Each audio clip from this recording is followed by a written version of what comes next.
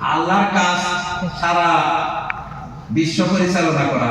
আল্লাহ বিশ্ব পরিচালনা করতেছেন, মহাবিশ্ব পরিচালনা করে আছেন আল্লাহ তাআলা। প্রত্যেক মুহূর্তে আল্লাহ তাআলা পরিবর্তন করতেছেন, কেউ কে গরীব, কেউ কে ফকির, কেউ কে বাদশা, কেউ কে ধনী, কেউ কে জলিল, কেউ কে আজিজ করতেছেন আল্লাহ তাআলা।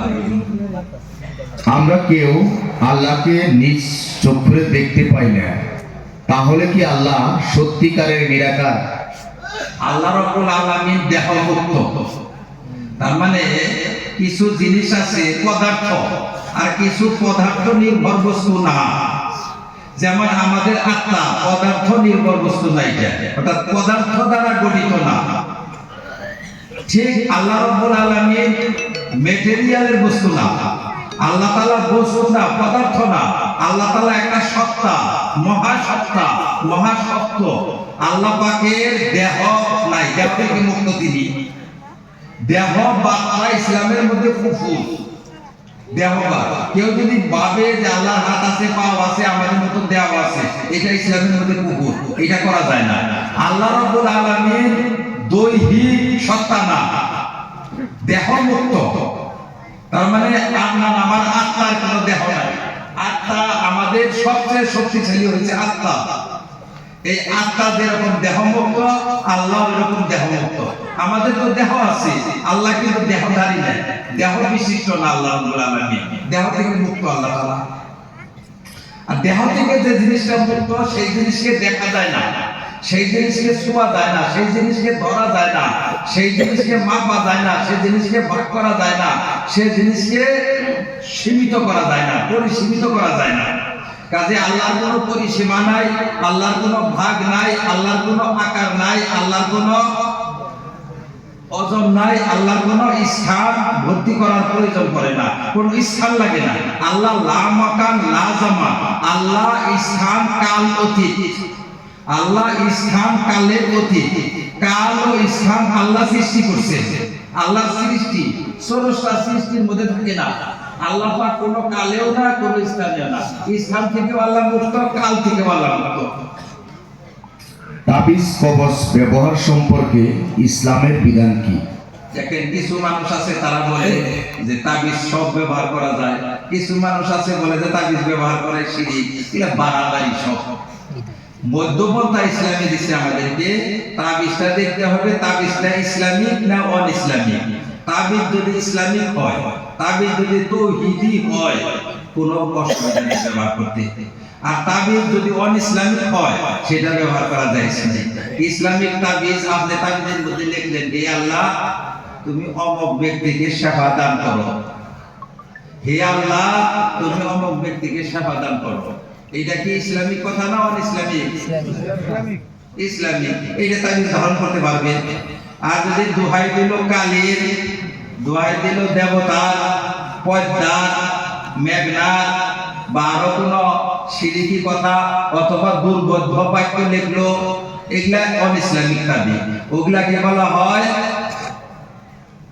ওগুলা ইসলামে নিষিদ্ধ, ওগুলা ব্যবহার করা যায় না। আপনি কোনো গায়ের কর্মীর কাছে গেলেন, সে তাবিজ দেওয়া যাবে না। দুর্বোধ্য শব্দ দিয়া তাবিজ চলে না, ওই রকম অন ইসলামিক বাক্য দিয়া তাবিজ চলে না। ইসলামিক বাক্য যদি হয় কোনো সুবিধা নেই। আল্লাহ কি সর্বস্থানে বিরাজমান? আল্লাহ সর্বত্র বিরাজমান। কবর পাকা করা কোরআন হাদিসে কি বিধান দিয়েছে? কবর পাকা করা যায় না। ইসলামের বিধান হলো মাটির মধ্যে আপনি কবর দিবেন, লাশ মাটিতে খাইয়া শেষ করবে, যতদিন লাশ আছে ততদিন কবর। লাশ যখন মাটিতে গইলা যায়, হাড্ডি গুড্ডি যখন মাটিতে খেয়ে ফেলে, তখন আর ওটা কবর না। আর যদি এরকম কবর আপনি বাইন্ধা দেন, তাহলে তো জায়গা ফুরে যাওগা। আবাদ করবেন কোথায়, বাড়ি করবেন কোথায়? জায়গার অভাব হয়ে যাবে। ইসলাম জায়গা অপচয় করবার দেয় নাই। আপনি কবর দিবেন মাটিতে, মাটিতে লাশ খাইয়া শেষ করবে, ওই জায়গাটা আর কবর না। লাশ থাকবে ততদিন ততদিন কবর, যখন লাশ থাকে না তখন আর জায়গা এটা কবর না। ওখানে হাল আবাদ ঘর দুয়ার সব চলে। ইসলামে হিল্লা বিবাহ কি? কোরআন ও হাদিসের আলোকিতে উত্তর দিন। ইসলামে হিল্লা বিবাহ দেখেন, কোরআনে কারিমের মধ্যে আসছে, আল্লাহ পাক বলছেন তোমরা তালাক দিও না। তালাক দেওয়া ইসলামী নিষেধ, তালাক দেওয়া যায় ইসলামী নিষেধ। তালাক দিও না, বিয়া করো সারা জীবনের জন্য, মরা পর্যন্ত তোমার স্বামী স্ত্রী থাকবে, এটা হলো ইসলামের বিধান। তাই বলে মানুষের তো গর্বে করাচ্ছে, হঠাৎ প্রয়োজন করতে পারে, নিষেধ করলেও হঠাৎ প্রয়োজন হইতে পারে। যেমন আমি তালা মেরে খেয়ে গেলাম আর বললাম যে তুমি ঘর থেকে তুমি বাইরে হইও না, সারা রাত পার হবে ঘর থেকে বাইরে হইও না, বলে না বাইরে হইও না, তাও চাবি 3000, বাইরে হয়ে যাবো না, বলে বাইরে হইব না, তাও চাবি 3000। বুদ্ধিমানের কথা কি চাবি রাখা না? ঘরে থেকে বাইরে হবো না, বলে 7 দিনে তুমি ঘরে থেকে বাইরে হইও না, 7 দিনের মধ্যে ঘর থেকে বাইরে হবো না, তাও চাবিটা 3000। করবে করাছে তো, বিপদ আপদ আছে তো, কথা বলছেন কি? বুদ্ধিমানের কাজ হলো চাবি রেখে দেওয়া। আল্লাহর আইন বড় বুদ্ধি সম্পন্ন, আল্লাহ পাক না করছে তালাক দিও না, তাও চাবিটা হাতে দিছে। তালাক দিও না, বিপদে বললে বাসন রাখবো তো, বিপদে থেকে বাঁচবার নিগে চাবিটা হাতে দিছে। চাবি হইল তালা, বিয়া হইল তালা, তালা মাইরা দিছে। তালা মাইরা কইছে খুইলো না, খুইলো না, জীবনেও কই খুইলো না, না করবো না, তাও চাবিটা খেয়ে গেল, চাবিটা হাতে দিছি, খুইলো না। এখন এইটা ইসলাম বলছে খুব যদি ব্যাকর হয়, খুব ব্যাকর, জীবন বাঁচে না, এরকম হইতে পারে যে এখন কোনো উপায় নাই, তাহলে একটা তালাক দিও। আর বড় জোরে একবারে যদি নাই চলে তাহলে 2টা দিও, 3টা একদম অনুমতি নাই, 3টা দেওয়াটা একদম জায়েজ নাই, 3টা দিও না। আল্লাহ পাক বলছেন আত-তালাকু মাররাতান, তালাক 1 আর বেশি বেশি 2, এর পরে আর তালাক দিও না, নিষেধ। ফাইন তাল্লাকাহা, 2 এর পরে যদি আরো 1 তালাক দেয়, অর্থাৎ 3 তালাক যদি দেয়, ফালা তাহিল্লু লাহু, এই স্ত্রী তার জন্য আর হালাল হবে না, একদম হারাম হয়ে যাবে, আর হালাল হবে না। বলে কোন দিনও হালাল হবে না? হাত্তা তানকিহা যাওজান গায়রা, তবে এই স্ত্রী যদি অন্য কোনো জায়গায় বিয়া হয়, বিয়া হওয়ার পরে যদি আবার খালি হয়, তখন স্বামী প্রস্তাব দিতে পারে, স্ত্রী গ্রহণ করলে করতে পারে। তখন অন্য জায়গায় বিয়া হইল, বিয়া হওয়ার পরে স্বামী মারা গেল অথবা সেখানে তালাক হইল, তখন এটা চলবে, তাছাড়া চলবে না।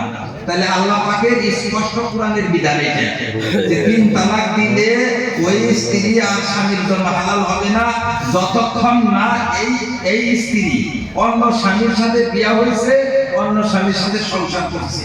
হ্যাঁ, অন্য স্বামীর সাথে সংসার করার পরে যদি আবার আল্লাহ না করুন, আবার যদি খালি হয়, খালি হওয়ার রাস্তা কি? স্বামী মারা গেল অথবা স্বামীর থেকে তালাক দিয়ে গেল, তখন ওই আগের স্বামী এর প্রস্তাব দিতে পারে। এইটা হলো আল্লাহর বিধান। এই পর্যন্ত আল্লাহর কালাম। এখন প্রশ্ন হইল যে হিল্লা কোন থেকে আসে? হিল্লা কোথায় থেকে? হিল্লাটা একটা হইছে আমাদের গাঁও গ্রামের হিল্লা, আর একটা আলেমের হিল্লা, দুইটা বুঝবেন। গাঁও গ্রামের হিল্লা হইল যে তবে হিল্লাদের নাম হিল্লাদের নাম এইটা, কিন্তু ওই হিল্লা ইসলামে যাইছে না। আমাদের গাঁও গ্রামে যেটা হিল্লা দেয় ওইটা দেওয়া ইসলামে যাইছে না। একটা আলেমদের একটা পদ্ধতি দিছে আলেমরা, সেটা শুদ্ধ একটা পদ্ধতি। কি পদ্ধতি সেটা? যে তুমি তো যদি তোমার স্বামীর কাছে যাইতে চাও, যাইতে পারবে না, আর পারবে না। হ্যাঁ, তোমার যদি অন্য জায়গায় বিয়া হয়, সেখানে সংসার হয়, আবার খালি হইলে তুমি যাইতে পারবা। এখন কবে বান বিয়া হবো, কবে বান আবার খালি হবো, অতদিন কি 2 জন চাই থাকবার পারে? স্বামীও অপেক্ষা থাকবে, তোর বিয়া হবে আবার খালি হবে, বউটাও অপেক্ষা করবে যে কবে আমার বিয়া হবে আবার খালি হবে। আলেমরা একটা বুদ্ধি বের করছে। বুদ্ধি কি? বুদ্ধি বের করছে যে তোমার এটা আমি একটু খাড়া করে দিতে পারি, সময়টা একটু খাটা। কিরকম খাটা? আলেমরা যেটা করে, আমরা যেটা করি ওইটা বলি আগে। আমাদের এই হইল যে আমি যা বলি তুমি চিন্তা করো না, যাও আমি একটা ব্যবস্থা নিতেছি। কি ব্যবস্থা সেটা? এই মেয়েটাকে আমি বলবো তবে আমি বিয়া দিবার চাই অমুকের কাছে, তুই তো আমার কাছে সমস্যা বলছ, আমি তার বিয়া করবো, তাই তুই রাজি হ। মেয়েটা যদি রাজি নাও হয় তাও তার রাজি করে ছাড়বে, বিয়া দিতেছে। একজনের কাছে বিয়া দিলাম, বিয়া হয়ে গেল, বিয়া হওয়ার পরে তো বিয়া দিয়ে দিছি ওর কাছে, তুমি বিয়া করবার চাও না কেন? তোমার কাছে বিয়া দিলাম, বিয়া করার চাও না কেবল হুজুর আমার বউ আছে বিয়া করে কি করবো বউ আছে তাহলে তালাক দাও বউ যদি আসে তাহলে তালাক দাও আমি তোমার কাছে দিছি একটা টাকা বিয়া দিছি টাকা বিয়া দিছি কি টাকা বুঝো বলে আরে তো অন্য যদি তালাক দিছি তার কাছে ঘুরে দিবার চাই তার কাছে তো দিবার পারতাছি না তার কাছে দিবার গেলে বিয়া হওয়ার লাগে তোমার নকে বিয়া দিছি এখন আমার কাম হয়ে গেছে না এখন তুমি তালাক দাও 2 দিন পরে 3 দিন পরে তালাক দাও তার কাছে তালাক নিয়ে আমরা তার কাছে দিয়ে দিই এটা সহজ বিয়া দিলাম বিয়া থেকে আবার ওখান থেকে ঘুরে এসে আবার দিয়ে দিলাম এটা আমাদের পদ্ধতি গাঁও গ্রামে তো এটা খুব ঘৃণা বস্তু বানাইছে ঘৃণার বস্তু বানাইছে আমরা তো কোরআনের হুকুমের উপরে আমল করবার জন্য এটা করি এটা জায়েজ আছে আর না জায়েজ কোনটা কানে কানে বললো যে তুই বিয়া কইরা এক রাত রাইখা আমারে দিয়ে দিবি এটা জায়েজ নাই শর্ত কইরা এটা জায়েজ নাই শর্ত কইরা বিয়া করাও জায়েজ নাই শর্ত কইরা বিয়া দেওয়াও জায়েজ নাই এখন ওই মেয়েটাও শর্ত করলো না ছেলেটাও শর্ত করলো না আমি তো দুই পক্ষের এক পক্ষ না এক পক্ষ কে আমি তো আর কোনো পক্ষ না আমি তৃতীয় পক্ষ আমি যা করি ইসলামী জায়েজ আমার দায় কি হবে ওর দায় পাপ হবে আমি যা করলাম মধ্যে থেকে যা আমি করলাম ওর ব্যাকআপ দূর করলাম ওর বিপদ দূর করলাম ওর স্বামী ওর স্ত্রীকে যে জায়েজ বানিয়ে দিলাম আমি যে মধ্যে থেকে বুদ্ধি করে এটা করে দিলাম আমারটা না জায়েজ না আমারটা হলো নেকির কাজ বুঝাইছে কথা আমারটা নেকির কাজ ওরে কোনো বুদ্ধি চুক্তি করবার দেই নাই ওরা জানেই না মেয়েটাও জানে না ছেলেটাও জানে না ধমক দিয়া বিয়া পড়াই দেই আর ধমক দিয়ে ছেলেরে কবুল করাইয়া তার মানে কয় তোর কি জুলুম হইছে বলে আমার বউ দুইটা আছে বল দুইটা আছে তাহলে এটা তালাক দিবি না আর আমরা যে মাঝে থেকে করি এটা না জায়েজ না কিন্তু ওরা যদি চুক্তি করে এটা না জায়েজ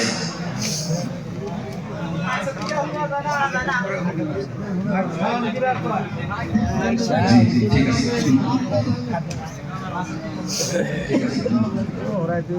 চৰকাৰী নিয়ম মতে আজিকালি 21 বছৰৰ আগতে বিয়া পাতিব নোৱাৰি কিন্তু আমাৰ ইছলামিক নিয়ম মতে যিমান পাৰি সোনকালে বিয়া পাতিলে ভাল তেনেহলে এইটো অৱস্থাত আমি কি কৰিব লাগিব ইসলামে সোনকালের অর্থ এটা না যে একবারে বাচ্চাকালে বিয়া করা লাগবে তা না সোনকালে বলা হয় বিয়া সব যা হয়েছে বয়স হয়েছে সামর্থ্য হয়েছে সবকিছু হয়েছে এখন আর দেরি করো না নামাজের সময় হওয়ার আগে তো নামাজ পড়া যাবে না নামাজের সময় হয়েছে এখন আর দেরি করো না তাড়াতাড়ি একটা সীমা রেখা আছে তাড়াতাড়ি অর্থ না যে 12 বছরের ছেলেকে বিয়া করাইতে হবে এটা না কাজে সরকারে যে 21 বছর বান্ধা দিছে এই 21 বছর পর্যন্ত বিয়া করা জরুরি না কারণ আল্লাহ রাসূল সাল্লাল্লাহু আলাইহি সাল্লাম 25 বছরে বিয়া করছেন হযরত আলীকে 25 বছরে বিয়া করাইছেন কাজে 21-25 এটা স্বাভাবিক বয়স আমি সকলোৱে জানো যে গানে আমাক ইছলামৰ পৰা আঁতৰাই আনিছে কিন্তু আমি কেনেকৈ পুনৰাই ইছলামত ঘূৰি আহিব পাৰিম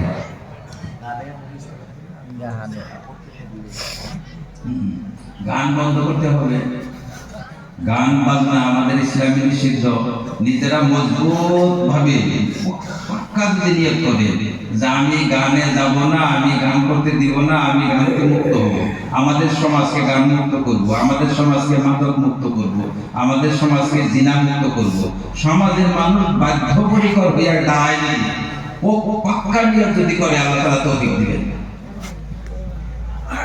আমলে কলিল আৰু আমলে খলিল কাক বলে আমল দুই রকম একটা আমলে কালিল আর একটা আমলে কাসির মানে বেশি কর্ম আর অল্প কর্ম নামাজের মধ্যে অল্প স্বল্প কর্ম করলে নামাজ চলে অল্প স্বল্প কাজ করলে নামাজ হয়ে যায় নামাজ নষ্ট হয় না আর বেশি কাজ করলে নামাজ নষ্ট হয় যেরকম আপনি এরকম পশ্চিম দিকে দাঁড়াইয়া নামাজ পড়তেছেন আপনার সামনে দরজা বন্ধ বাইরে থেকে একজন মানুষ দরজায় আঘাত করতেছে ও ডরাইতেছে ঘরের ভিতরে আসবে আপনি এক হাত দিয়ে দরজাটা টান দিয়া খুইলা দিলেন শীতকালে খুলে দিলেন অথবা ওর যে খিল থাকে এক টানে খিল খুলে দিলেন আপনার নামাজ নষ্ট হবে না এক হাত দিয়ে একটা কাজ করলে এইটা হলো আমলে কলি, দুই হাত দিয়ে যদি করেন এটা আমলে কাশি, তিনবার যদি করেন,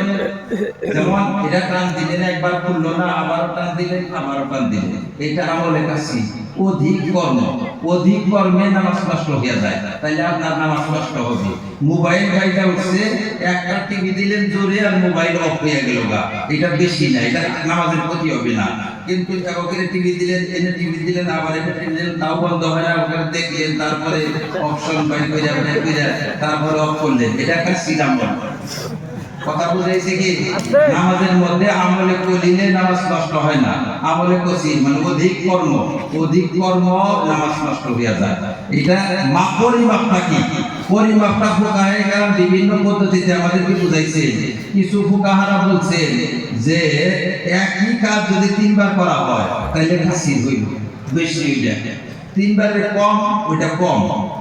আর কিছু উলামারা বলছে যে দুই হাত দিয়া করলে বেশি, এক হাত দিয়া করলে কম। আবার কিছু উলামারা বলছে যে আপনারে অন্য মানুষের দেখে যদি ভাবে যে লোকটা নামাজ পড়তেছে তাইলে এটা কম, আর লোকটা যদি ভাবে যে লোকটা নামাজ পড়তেছে না, আপনার কাম দেখে ভাবতেছে কিংবা কাম করতেছে, নামাজ পড়তেছে না, এটা ভাবে, তাইলে ওইটারে বলবে কাশি। আর যদি লোকটা ভাবে দেখে যে নামাজ পড়তেছে তাইলে বলি। এখন আপনি মোটামুটি তিনটাকে মিলাইয়া একটা ভাব অর্থ আমাদের সামনে দাঁড়াই না, আমরা বুঝি মানে একটা কাজ বারে বারে করা, দুই হাতটা করা, অথবা এইভাবে আমি করতেছি যে একজন মানুষ দেখলে আমাকে নামাজই ভাববে না, তাইলে ওইটা কাশি বেশি বলে।